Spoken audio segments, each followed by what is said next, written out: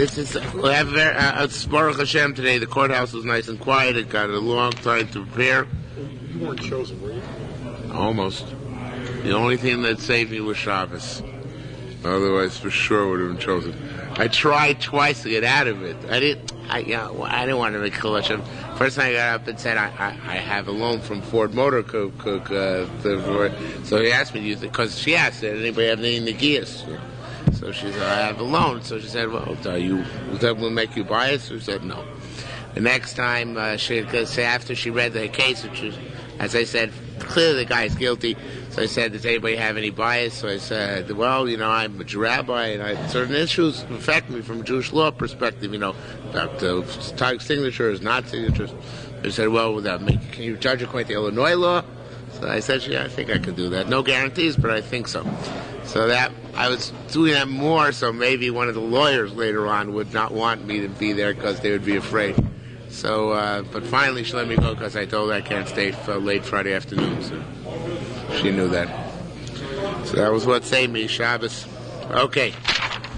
Hi, Shabbos Kodesh. We are, so we have a tough Gemara tonight, actually. I was sitting there this morning. It's good thing I had a large silent block.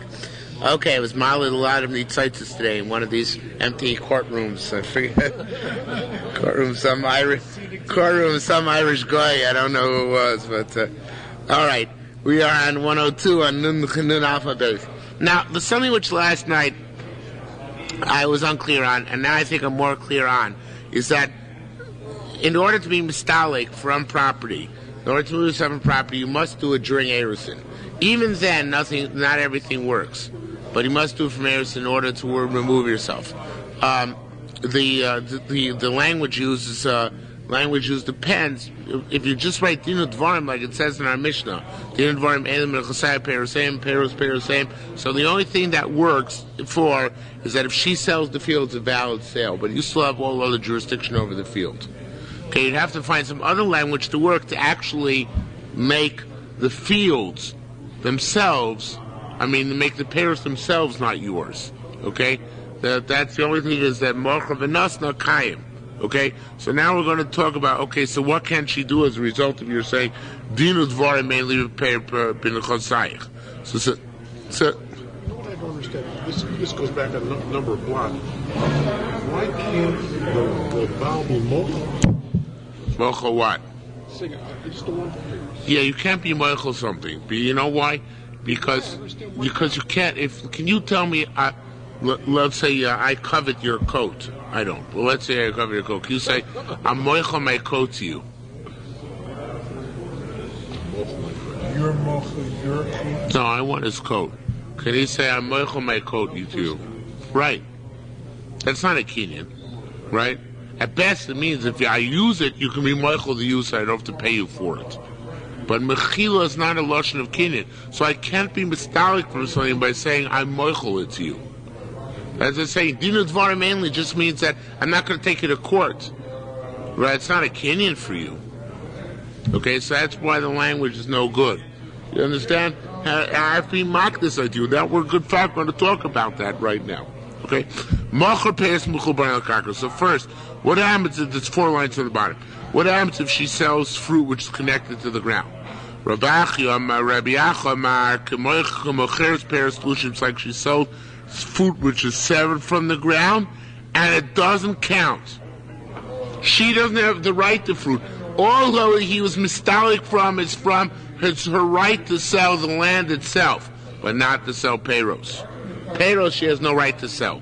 Even peiros mechubarin, according to Rabbi Achia.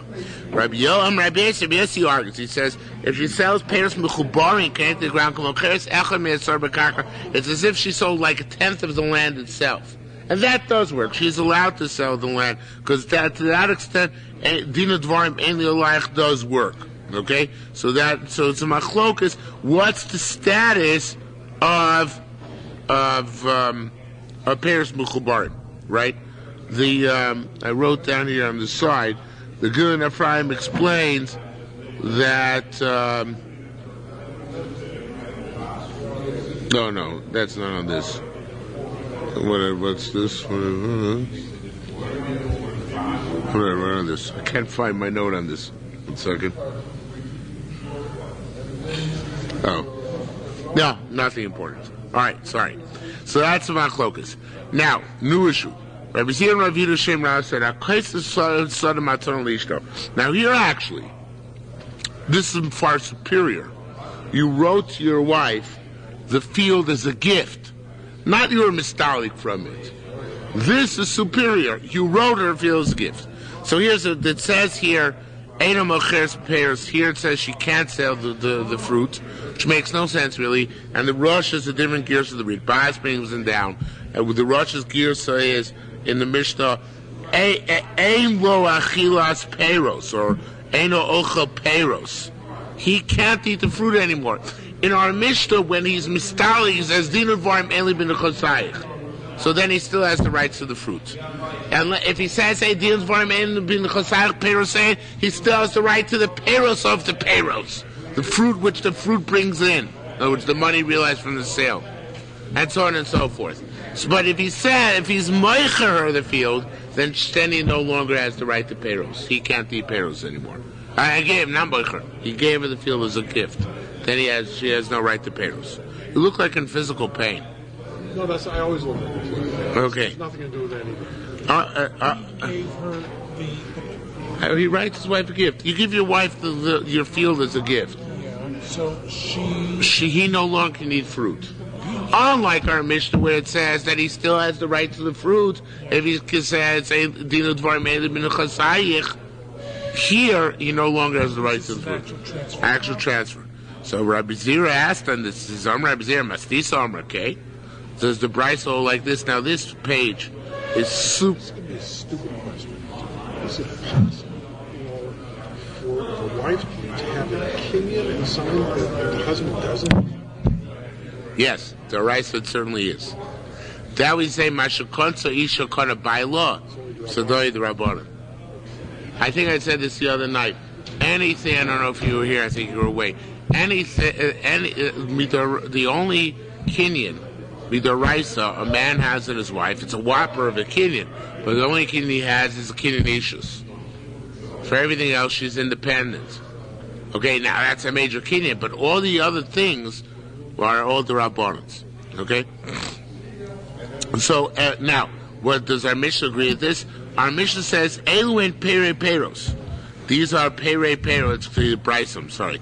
Elu and Pere Peros, these are Pere Peros. What does that mean?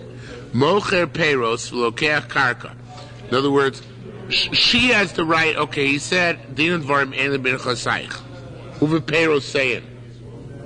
That means he has no right to the Karka and to the Peros. But he has Pere Peros. What does that mean? Pere Peros. If he doesn't get the Peros, how can he get the fruit of the Peros? You can't get the Chayra means you can't get the Pere Peros unless you have Peros. But she's got the Peros. So what really happens here, I'm giving you an explanation which Gemara essentially itself gives later on down the Yom, but the Ridbaz brings it down here on top. It's really the Gemara itself later on. It says a Kavaldiga, what the Mishnah tells really a Kavaldiga thing. It says, and the Bryce here explains it, if you write to your wife, that means that when the fruit is sold, let's say you're growing oranges, when the fruit is sold, your wife gets not the value of the oranges, because you got pere peros. It means that if you sell the oranges, you buy with the proceeds land. She gets the land, and you get the oranges which grow on this new land. That's pere peros. So she's got the peros, you bought land with the oranges you sold, and you get the pere peros, the oranges which grow on that land. So you retain, well, the way the Ridbaz puts it, you retain the kinyan ha-peros in the peros. You only give her the kinyan ha-guf of the peros. She owns the body of the oranges, but not the use of the oranges. It's an amazing concept, right? So that's what it says here. Elin peros, mocher peros. He sells the fruit, lokeach karka, and he gets land. V'uocha peros, and he eats the fruit of the land. Now, what's the kasha here? So, if that's the case, well, let's say the same thing when he gives her a gift of the land. If he gives her a gift, he still should retain the right to the fruit. If in this cockamamie case, he retains the right to the fruit, so therefore when he sells the initial oranges, he buys land and grows more oranges. So this early in the case where he gives his wife a gift, why can't he retain the right to the fruit?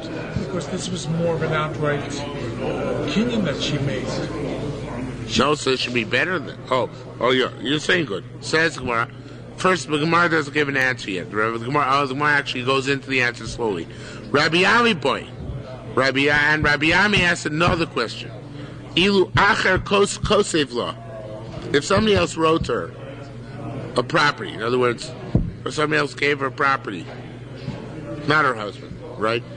Yesh la achilas peros. The husband then needs the peros, right? If a woman gets property, her husband needs peros, right? So who should kosev law lo koshket? If he gave her a gift, kal v'chomer should eat the peros. You don't like that, right? So neither is the Gemara. Says Gemara, no. This is the distinction. The distinction is lo amar elo kosev. It's only if he there's a difference between where he writes his wife a gift, avo moicher lo, or if he sells something to his wife. Okay, there's a difference between if he sells something to his wife, then shitaka doesn't get peros. If he gives something to his wife as a gift, she gets peros. And this Bryce which says elu and peros, which even and the Bryce says there, even I omitted this before, I forgot. Even if he sells her a field, he still gets peros. That's only about because he sold it to her. And when you sell your wife a field, why do you sell your wife a field? What are you, a jerk? You're selling your wife fields? What it means is, obviously, you suspect she's got money hidden away, and you want to find that. You want to smoke out that money. And you also, according to it, have another agenda, according to Farshimir. Now you want to find the money. You want to, if she has money, you're going to tell her, use your own money to support yourself. So in that case, the relations between you and your wife are somewhat strained. You're not giving her anything you don't have to in order to achieve your ends. So therefore, what are you giving her? The land itself. Peros, and even you gave her peros, you only gave her peros, but not peros. Now that's if you're moicher to her property. If you're kosev to her property, that's a gift. A gift you give b'ayin yofer. So that's the difference. By the gift, you actually give her the achilas peros. You relinquish what you were that right. By moicher, you keep every single right that you didn't relinquish to her explicitly. Okay, makes sense, right? So it says lo mar kosev ava moicher lo ma'abe kosev ma'abe moicher. What's between writing his gift and selling? Ilo haya roitze. He was looking for a excuse lavriach mezoynes min ha'isha, in order to make sure she's got money, so he can stop giving her mezonos in order and tell her to go support herself. Okay. Now ask more like this. Today I was sitting and just staring at this next Gemara, and staring. I couldn't figure out for like, I don't know how long it took, 20 minutes, half an hour, until finally I realized what the Mefarshim were doing with it. Nichal daitid Rabbi Yehuda. I understand according to the opinion of Rabbi Yehuda. Now, let's go back to our Mishnah. Rabbi Yehuda and Rabbanan are Mishnah and Machlokas. Well, according to Rabbi Yehuda, according to Rabbanan, let me start with. According to Rabbanan, when he says, "Din v'rim enli b'perosaych b'nichsein u'peros b'nichsein u'peros." I forget which comes first. Rabbanan come first. Din v'rim enli alayich u'beperosayin, right? Ein ochel peros b'chayeh. You can't eat fruit during your lifetime, right? Rabbi Omer, even if he writes that, he can still eat peros. Until he writes it, he can't eat peros. And if he writes peros, he can still eat peros. Until he writes din v'ayel b'chasai perosein or peros ad oilam. He's got to write that whole long nusach. Okay? So the Mishnah said like this. The Mishnah said din v'ayim enli b'nechasayich or b'perosein. That means all property, universally. Everything you own. What about one field? That's what the Gemara's question is going to be. And according to Rabbanan, what about one field? The chasayich means your entire property. What about I give her one field? Okay? Let's see inside. And there are a lot of mistakes here. And here it should be Ubepeiros Yesh lo achilas peros. Not ein lo achilas peros. She still got achilas peros. Now what it really is not achilas peros. It's not exact means achilas pere peros. But we said if you write din for him ein mechsaich peros, saying he's still got the right to be ochel peros, right? Or pere peros, excuse me, in our Mishnah, right? What about afilu kosav ladinu dvorim ein li besodazu peroseo yesh lo achilas peros? What about if he says not all of your property and all of the peros but sodazu? What's the status of one field? That's the question. Is it the same thing or is it not the same thing? Okay? And similarly, Nicha, al daiti the Rabbanan, according to Rabbanan, I know, shekasa din for him, only it should be b'nechasayich, not b'sodazu, b'nechasayich u'perosein. If he writes, I don't have a right in your property and the peros, and again it should be ein lo achilas peros. He doesn't have achilas peros because that's Rabbanan Shita. They say if you write the din for him ein lo achilas peros, saying that's it, he loses achilas peros, and meaning again even achilas pere peros, he loses everything, right? According to Rabbi Yehuda, whatever you wrote, you lost. Whatever you didn't write, you didn't lose. You still retain. According to Rabbanan, the moment you wrote peros, it excludes you from peros and pere peros and pere peros. No matter what, you lose everything. So what about if you wrote a few kosav dinu dvarim ainly, and here it should be besaded zu in this field. Besaded zu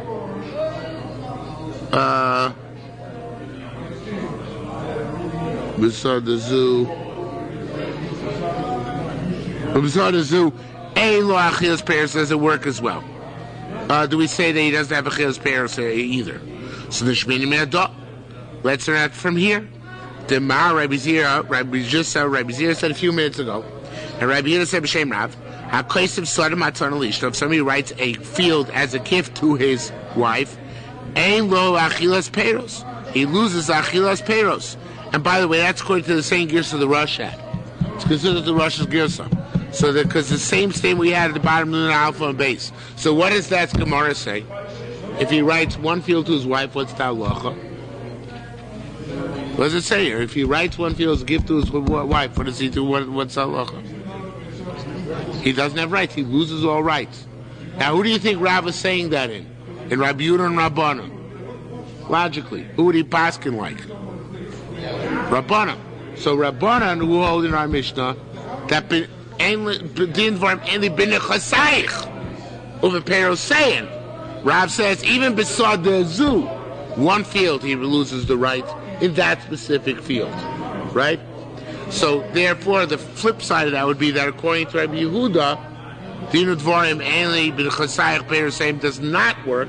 He still has rights to pere peros until he writes pere peros. So the same thing should apply to Sada Zoo. There's no distinction between all of your property and one bit of property. Okay, that's what Gemara is saying. So therefore, and here says Rabbi Zira, Rabbi Zira. Rabbi Zira said again, it's the same question. It's repetitive. I'm not sure. I think I don't think the question should have appeared twice. I'm not sure whether it should be taken out here or taken out before, but the same question appears here again. Rabbi Zira, Sisa Amraken, the Mishnah agree. It says Vela and Pere Peros, Mocher Peros. What are pere peros? Mocher peros, mocher peros, v'lokeach karka. In other words, the husband, when he since he retains pere peros, he still gets since he retains pere peros. What he does is he sells the original oranges, buys land, v'lokeach karka v'ocha peros. So now, here's where the Gemara actually explains the question. At top of the Gemara, didn't explain the question for the Tosefta. I explained it, but here the Gemara itself actually explains it. Became which because the din for him mainly big chasayich perosein. Since he writes din for him chasayich perosein is it not Loki Kosi Sada Matana Lishto? Is it not as if he wrote a gift to his wife, right? It shouldn't be like as he wrote a gift. So there, and yet here we see that he has the rights to pere peros. I'm talking about lo peros for lo pere peros. So you're going to say that there's no difference between peros and pere peros.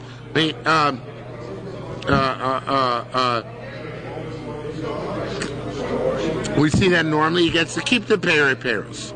Havie lo shani ben lo shani al daite.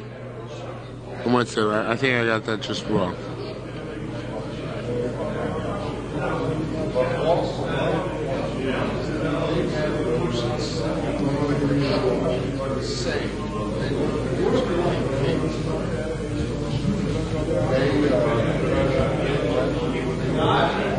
Yeah, that's the answer. The question is, again, let me go up 4 lines again. Anyways, you have a season McCain, it's by say this fail and parents, mother parents, okay, carvel parents. Became because he informed me, little cypress, him, local close of soda matona liishtu. Is it not the same thing like writing a gift? No. And here the one says, no, it's not. By close of soda matona, at oimer lo peros velo pere peros. By I'm not sure where the question ends and the answer begins, really. I was there. I'm actually listening. You didn't have to. You never ball. Oh, okay. Now I remember what I figured out this morning. Again, let me start the question one more time. I see my sister came in Paris. I'm Paris for look at Paris. So Mikhaim should call Kasav Din of Dwar mainly with the side pair same is it local because of Sada Matan Lisha is not like writing a gift. It says you still retain pere peros. What's the difference? Our mission says you write only Din for him animal side pair same. So then you still have the right to the pere peros. So you have to write Sud Zu, a specific field to your wife, you should still retain the right to the peros. So the Gemara here is really missing what it said on top. It said on top already the distinction. The difference between Moicher and Kosev, right? If you sell your wife a field, or if you write your wife a field. The same distinction, although the Gemara, there are words missing here. There's a whole phrase missing here, obviously. But what the Gemara means to say is that that's different. In our Mishnah, you're mistalik. You removed yourself, right? From the peros. Whatever you removed yourself from, you removed yourself from, not more. When you give your wife a gift, that's different. When you give your wife a gift, so you're giving her a gift of all the peros and pere peros and pere peros. So look, it's chasim in our safe here. There's something missing. But what the Gemara is really trying to say at this point is, in answer to Rabbi Zero's contention. Rabbi Zero's contention is, well, if in the Mishnah or in the Brayso we see they retain pere peros, so too in your case, Rav, we should retain pere peros. And what the Gemara is answering, although it's not clearly specified here, but it was already, we said it by the difference between Moicher and Kosev, that there's a difference between where you're selling her a field or where you're writing Dinu Dvorim mainly bin Chosaychu Perosem and you're giving her a field. That's different. In the first 2 cases, since it's not a matana, so limited effect. And where in the last case, where it's a matana, it's a complete effect. Okay? So no. Now the Gemara continues. So now the Gemara continues. It says, Atomar, you say when it's a gift, according to Rav, he retains lo peros or lo pere peros. He retains nothing. Not fruit, nor fruit of fruit. Have it should be, so it comes out, lo shania al daite should be the Rabbanan. There's no difference between the Rabbanan. Bishkasa din varim ainly al sada zu, uve peros saying. Bishkasa din varim ainly beside peros saying. In other words, whatever works, works. There is a difference between our Mishnah and Rav. In our Mishnah, he is mistalik, right? In Rav, he wrote Sadazu. But but to whatever extent it works b'nechosayich and b'sadazu, and therefore, according to Rabbanan, if you just wrote the Dvar Mainly b'nechosayich, so you have the right to Peros. If you just wrote the Dvar Mainly b'sadazu, you have the right to the Peros still. If you wrote a matana, and that he gives his wife a matana of this field, then he doesn't have the right to even tachilas Peros anymore. But there's no qualitative difference. Whatever works by the chasayach works by Sadazu as well. And the reverse is true according to Rabbi Yehuda. According to Rabbi Yehuda, for Adin Dvarim Ainli b'nei chasayach ube Peros say, and you still have the right to Peros, right? Rabbanan hold that way. Rabbanan hold once you write Adin Dvarim Ainli b'nei chasayach Peros same, that's it. You have no right, no to Peros, not to Peros, not to anything, right? That's important to remember. It's a very confusing machlokas.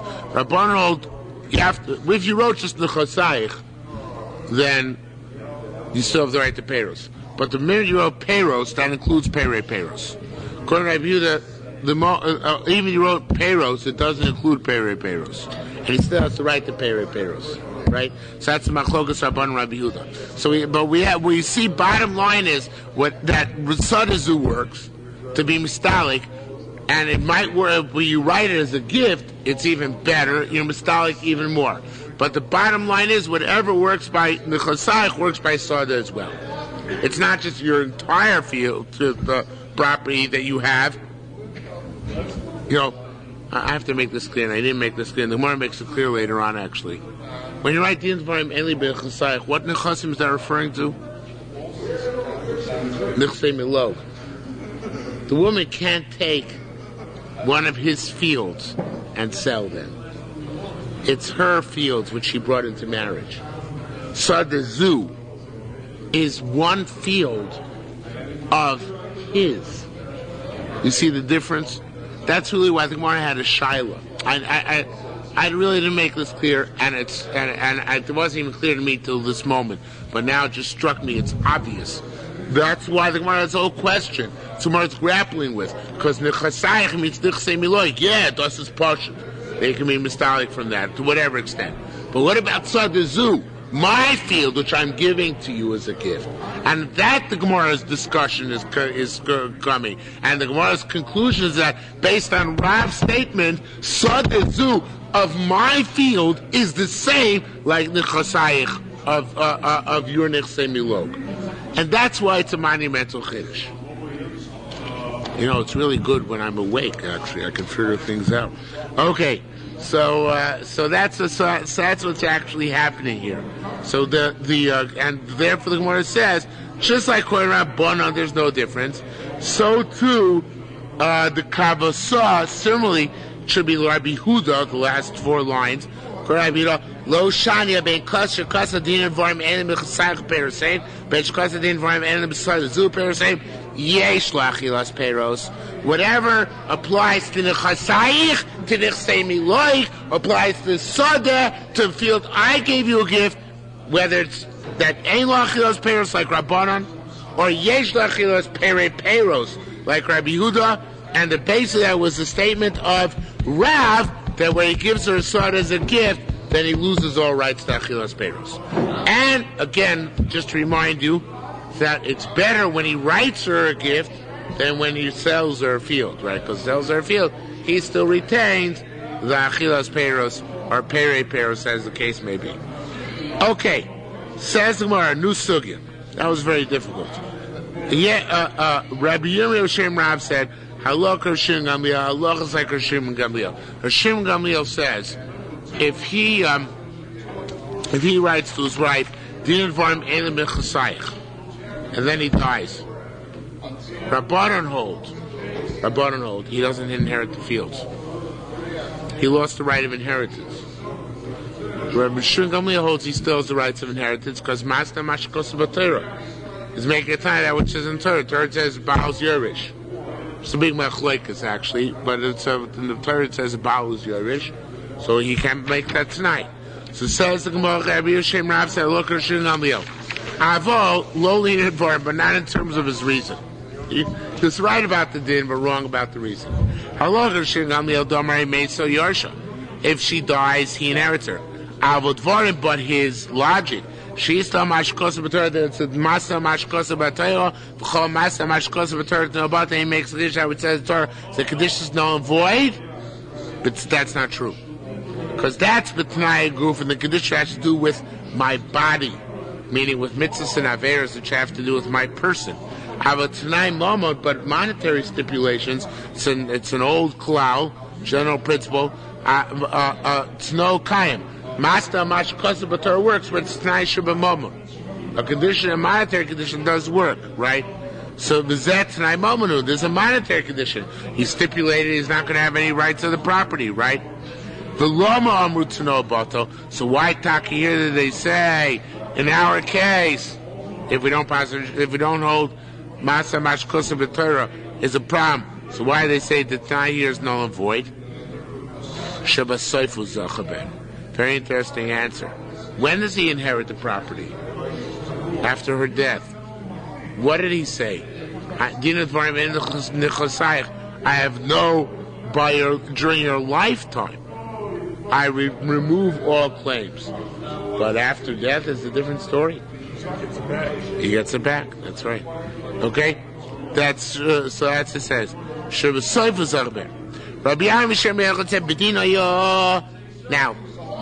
well, that makes sense. He inherits all her property anyway. So he gave her the property when she was alive, and when she dies, it goes back to him anyway. It reverts back. Right. That's right. Okay? Rabbi Yam B'Shem Rabbi Yochanan said, "B'dina shimacha v'nosva she'amacha kayim."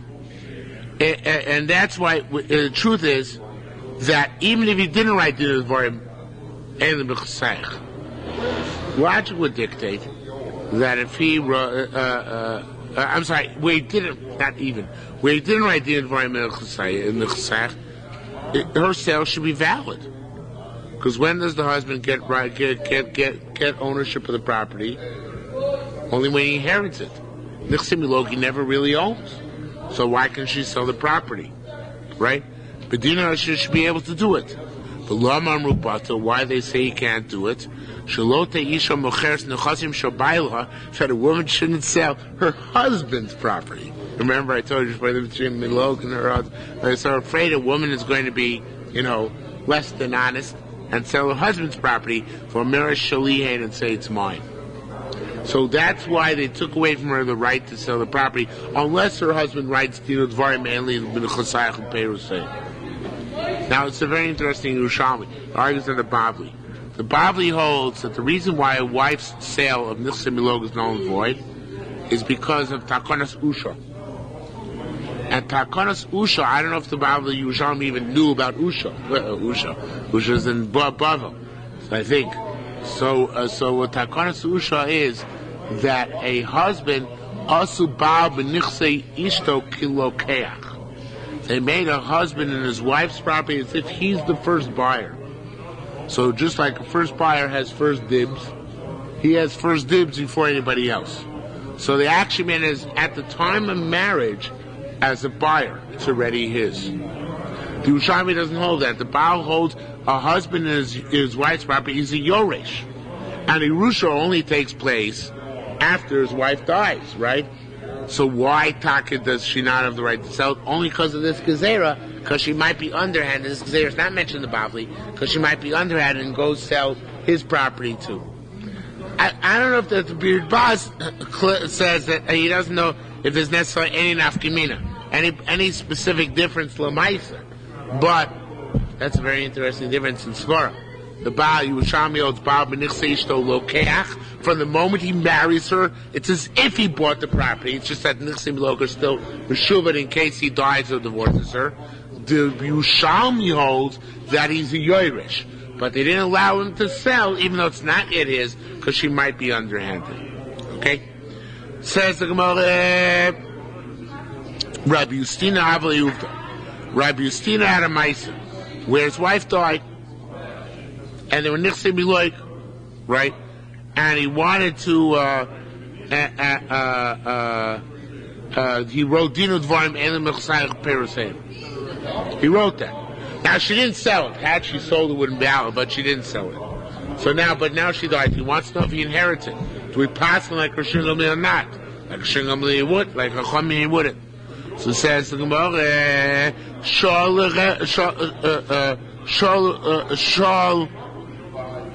but he asked the rabbis, Armin they said, leave your property. Because you wrote the Dvarim, you no longer have the right to inherit her. Like Chachamim. Shalom Shemelaga said, go back to your property, because we passed on Shin Gamliel, even though not for his reason, that the property remains yours. Okay? So it says the Gemara, again, because the Takona the Rabbanan, they made a Takona the Rabbanan, that he has the right to get the property back. It's interesting. It's actually a machlokes between the Pnei Moshe and Korban Eidah, which I didn't fully understand when I was praying, but now it really strikes me. The Pnei Moshe says it's a straight-up case. She died. He had written Din Dvarim and Mechasayich. Does he get it anyway? Okay? And the Gemara says, he gets it anyway like Shim Gamliel. The Korban Eidah writes that it's a case where she actually sold the property during his lifetime. And he gets it back anyway because the Takona, which you just mentioned, that her mecher is batel, in order that, so it's not a case where he wrote a dinu dvarim and the b'chsayich. It's a case where stam she sold, right? She sold the property, and now he asked whether he can get it back after her death, which is much more directly in line with the previous Gemara. So there are two levels here. One is the issue of when you write Dinu Dvarim and the B'chsayich, does that deprive you of the right to inherit? So that's A. That way you said no, right? The second land, and the question according to the passage of Shigam. And the second issue is, well, when you sell property, when a wife sells property, do we say that sale is null and void? Because we're afraid, because of the gzera that she might come to sell her husband's property. And we also pass, yes, the sale is null and void. So it's not clear what the Maisa of Rabbi Justina was. Right? Was it a Maisa, by the way, Justina in English, just did me. Justina in English is Justin. So Justin obviously was a Jewish name. So in any event, what? Still is. Yeah. So, Justin. Okay. He was from the modern Orthodox, I'm right. So in any event, so they say, so again, it's whatever the case was, it's a machlokas, whether it's okay or not okay. Rabbi Yirmi asked for Rabbi Zera, Halun Rabbanim. Who are the rabbis who paskin for Rabbi Justina, they lose the property? We paskin that if she sells property during her husband's lifetime, and he didn't write the Dvarim, then sells null and void. So like the Korban Eidah, it's pashut that it's his property. And we pass it, he writes Dinu Dvarim and the saying he still gets the property upon her death. Right? So then, like, because we don't pass it, because passing like Rishon Gamliel, even though Lav Mitayma, we pass like Rishon Gamliel. So according to that perspective, he should get the property. So who paskin now like Chachamim? So it says the Gemara, Rabbi Boiker, Rabbi Zera, Hailon Rabbanu. Who are these rabbis? Rabbi Rav, Rabbi Yochanan, Rabbi Shimon ben Lakish. They all hold like Rav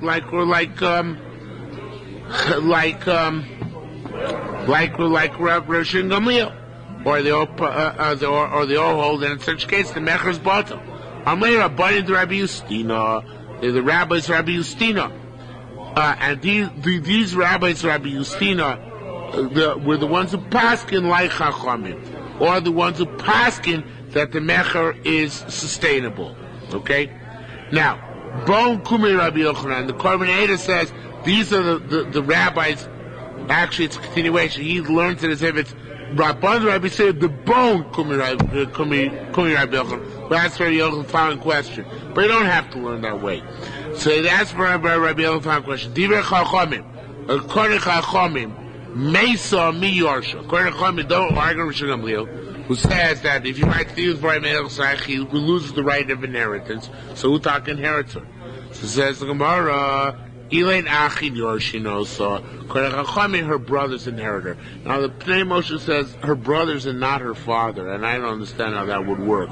I'm going to assume it's talking about a case where her father's not alive. So since her father's not alive, if he wrote the Yudvar Melech, so then her brothers inherit her because he brings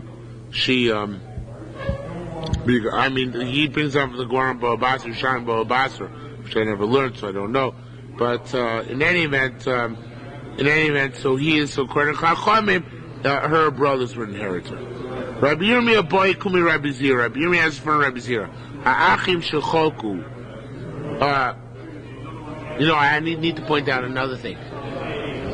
We pass like Rosh Hashanah Vlad Mitaime. Rosh Hashanah holds his master Mashkos B'Torah. We hold that tonight Mashkos B'Torah would work. But another thing which we can also argue Rosh Hashanah perhaps, as you'll see tomorrow, Rabbi Yochanan might hold that Yerushalmi Kesuvos the Rabbana, and therefore it's not master Mashkos B'Torah. And the Korban actually learns this Gemara this way. They asked Rabbi Yochanan, if you don't hold like a Shimon Gamliel, then he learns that the whole sugya is a different type of sugya. He gives an alternate pshat, I should say. It says maybe there are abundant for Rabbi Yisrael. We're not asking in the case where he wrote Dinu Dvarim Melech Chasayach, who inherits. Rather, they're asking in a case of case stam. If you hold Rishus Habal, is the Rabbana, who inherits the wife to Raisa? And on that, Rabbi Yochanan was answering, the brothers inherit to Raisa. So specifically, they were asking a much more general question, not a specific question relating to our Mishnah. Okay? Rabbi Yirmiyah boy kumi Rabbi Zira. Ha'achid shechoku. Brothers who split up. They split up the estate. Now, for some reason, there's another thing, stupid things you never realized before. Or rather, things you never realized before because you were stupid. We learned so many times already in Shas. If an almana dies, if a husband dies and there's an almana left, so they have to feed her and sustain her, right, to the Yisraelim. Well, the Yisraelim only have to feed her and sustain her from the property left from the estate. They accumulated their own wealth during their lifetime. They don't have to use that to support the almana. It's a davar pashut, right? I never thought of it before. Because I always thought, they have property. All their property comes from their estate. It's not true. They could have been independently wealthy by the time their fathers died, right? And the fathers might have left to them minuscule estates. So what do they have to use in order to support the almana? Only whatever's left from the father. Okay? Maybe you guys realize that, but I just never thought of it before. It's just logic, right? What? Right. So here it says, it's an interesting question, but it's not badly at all. Two brothers are split up.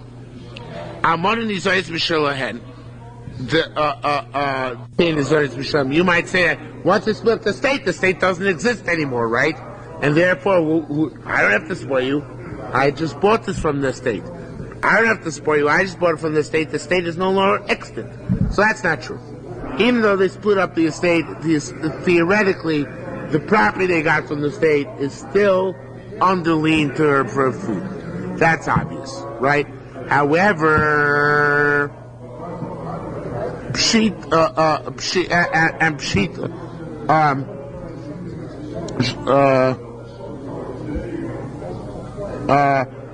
Pshita machru shalahen, but pshita machru shalahen machru, and it's pashut that property which didn't come to them b'Yerusha is theirs, and they don't have to support her with that either. So actually, he's actually stating this here, which I just this principle which I just told you, which should have been pashut to us.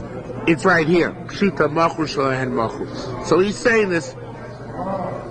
Once you divide her, the estate remains intact no matter what permutations it undergoes, and vice versa, whatever property they have, no matter, and that never comes under Meshibud for it. Now, another similar request statement, it says Rabbi boy kum Rabbi Zir, but I guess it should be here. It's a case where a ba is a statement as opposed to a question. And Rabbi boy kum Rabbi Avo, but this is actually a question, right? Because Rabbi Yirmi asked a question for Rabbi Avo. See if it says when the other, and this is just brought down. Korban tries to make a connection from the previous one to this one, but I think it's just derech hagam. When the other people of Menashe came to complain about B'no Slavcha to Moshe, they said, Moshe, if there's going to be a yovel, if they marry other men from other tribes, there's going to be a yovel. Their property is going to go to those other tribes, right? It's not fair, right? So it says, yeah, yovel b'nei Yisrael. So it says, the assumption of that question, when the yovel works, then the nachlos go back. When the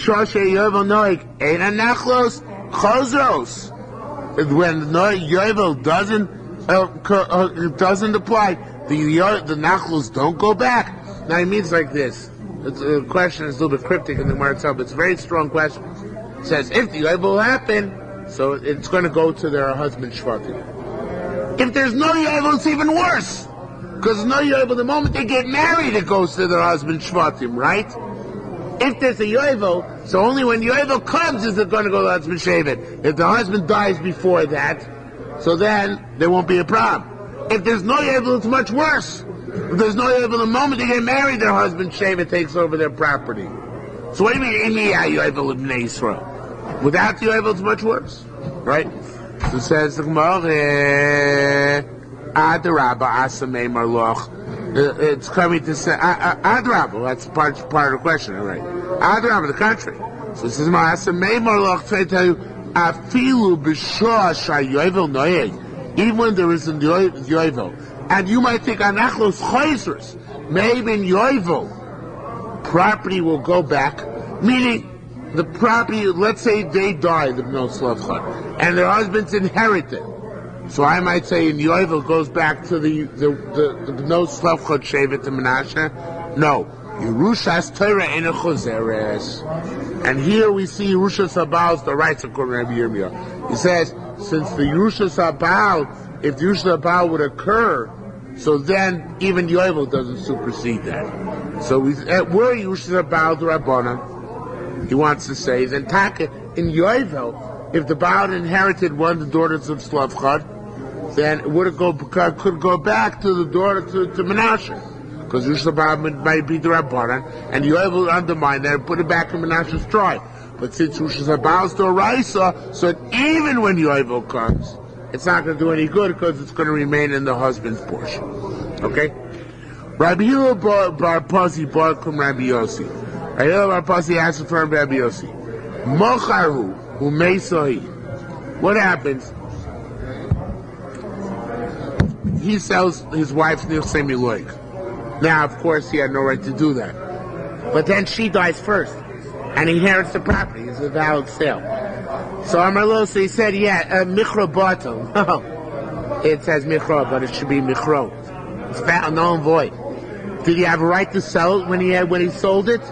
No, so the sale's null and void. But Ben, now it seems that the Bavli argues on this. The Ridbaz wants to say not, but the Pashas is that the Yerushalmi does argue this. The Bavli argues because look, according to Yerushalmi, a husband's a Yoresh. When does he first get rights to the Nechsei Milok? Only upon his wife's death. So sale during his wife's lifetime is just idle motion, meaningless. But according to the Bavli, a husband in his wife's property is a lokeach. So it means already for the time he married her, that's right. So therefore, sale at least should be, conditionally valid, because in case his wife predeceases him, he takes it over. So the Ridbaz brings down, even nonetheless, Rabbeinu Yonah says, no, the Bavli and Yerushalmi don't argue. The Bavli would agree this halacha. I don't know why. The Ridbaz didn't explain why, and I didn't look it up today in the Cook County Circuit Courthouse to find out. But it seems that the Bavli should argue in this, right? But because Yerushalmi's marshal is Leben Shemacha B'Chayav, it's like a son who sold something in his father's lifetime, who made something and his father died, that the sale is meaningless. But According to the Bible, should argue in there. Machru umesu. Machru hi umesu. Now, what about the other way around? She sold, and of course the property is still hers, basically. And then he died, right? Amar lei, so in that case, mirchol kaim. That case, the sale is valid. And what is that like? Now, the Sharitar Sitzro should change the Girsas around here, bad enough to make it make more sense. Even though Girsa, which is here, is written in all the Rishonim, but it really doesn't make any sense. It's written here. The Sharitar Sitzro changed around. It's like a ben, a son, Shemochar B'chaye Aviv, who sold in his father's lifetime, Umeis Aviv.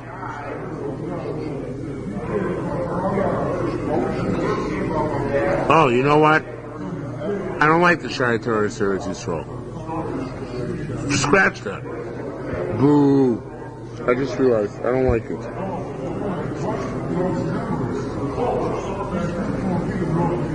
I'm going to read it like it says it here. Because he makes Mamish the same in the previous case. Let's do this the way it is. Let's do it. This makes much more sense. Alright, so he said, Mechakayim, it's like of a father. Shemach b'chai b'no, who sold during his son's lifetime property which his son would inherit. Umeis b'no, but his son died. Right? So the same thing if a husband, if a wife sold her nichsei milog, so yes, her husband might inherit it someday, but he's not going. He died first, so therefore he never inherited. So the sales vowed. It's like a father who sold property that his son might inherit, but his son is not around to inherit. Okay? Reb Chia bar Moria boikum Rabbi Yoina. Reb Chia bar Moria asked for Rabbi Yoina. Machal ba'ala mau. What if she sold her property to her husband? Now this is a complicated case. Did you stop Marvia in the Amar? Shucks. This is all right. We'll have to let you off the hook then. But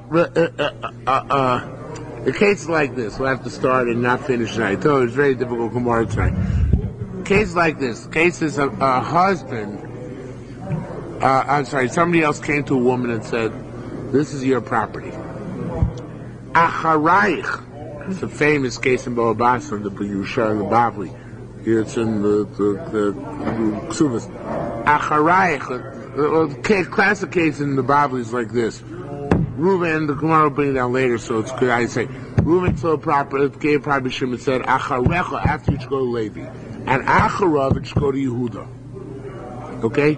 So actually, there's sequential ownership. Reuben put into play here sequential ownership from Shimon to Levi to Yehuda.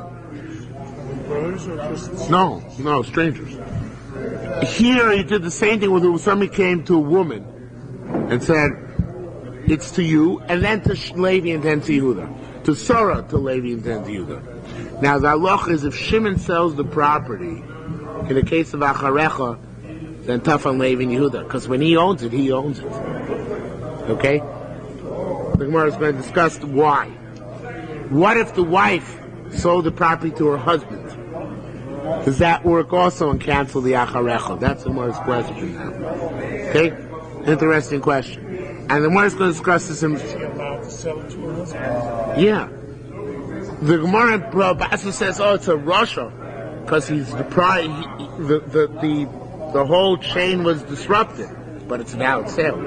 It's a Meiser Rishus, but it's a valid Meiser Rishus. Right? So that's what the Gemara is going to discuss, right? So